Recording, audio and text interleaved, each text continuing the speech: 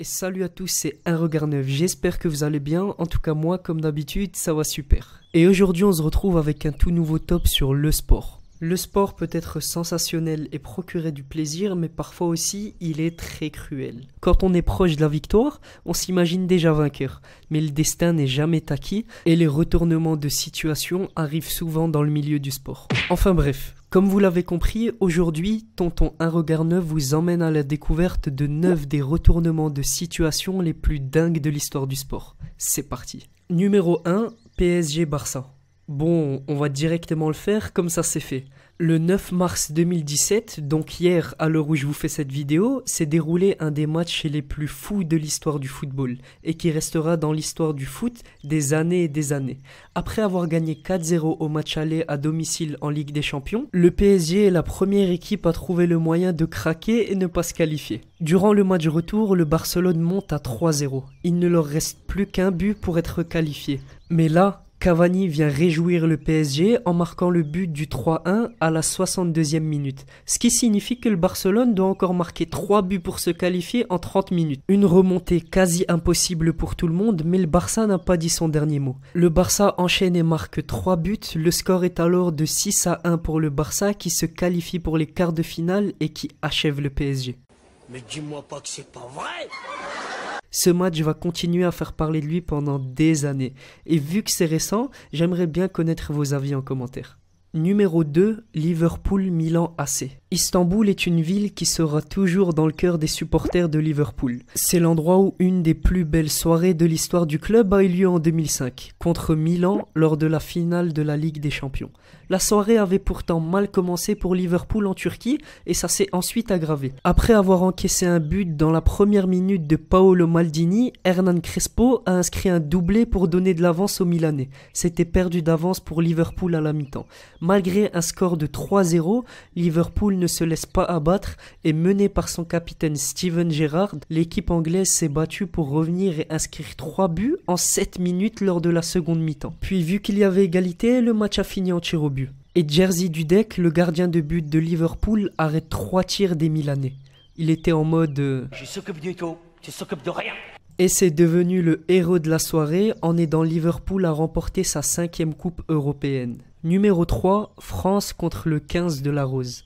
Pour pas rester trop dans le foot, on va parler un petit peu de rugby. En 1997, le 15 de France est en capacité de réaliser un grand chelem dans le tournoi des 5 des nations. C'est alors que la France croise la route des Anglais du 15 de la Rose, grand favori de la compétition. Les Anglais dominent la première mi-temps qui s'achève sur le score de 14-6. Et dès le début de la seconde mi-temps, l'écart se creuse, 20-6. Les Français sont donc obligés de réagir s'ils ne veulent pas perdre. Donc Christophe Lamaison décide de se lancer. Il totalise à lui seul un essai, un drop, 2 pénalités et 2 transformations. Les Bleus s'imposent finalement 23-20 dans un match épique. 15 jours plus tard, ils battent aussi les Écossais et s'adjugent leur 5e grand chelem. Numéro 4, Manchester United contre le Bayern.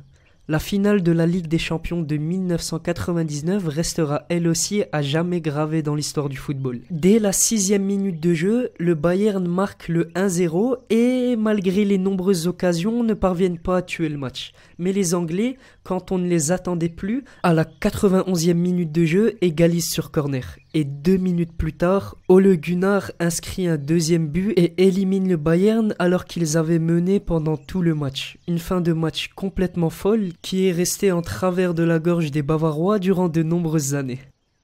Numéro 5, le rallye WRC. Un petit peu de rallye cette fois-ci. Dans tous les sports, perdre contre plus fort que soi, c'est logique et acceptable. Mais passer à côté de la victoire à cause d'un problème mécanique, ça peut rendre fou. Championnat du monde des rallyes WRC en 1998, le double tenant du titre espagnol Carlos Sainz doit seulement terminer la course pour avoir un 3e titre.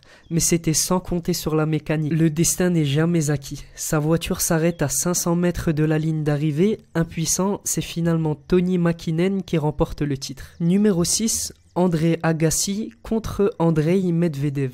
Lors de la finale de Roland-Garros en 1999, 2 machines s'affrontent. André Agassi, l'américain, et Andrei Medvedev, l'ukrainien.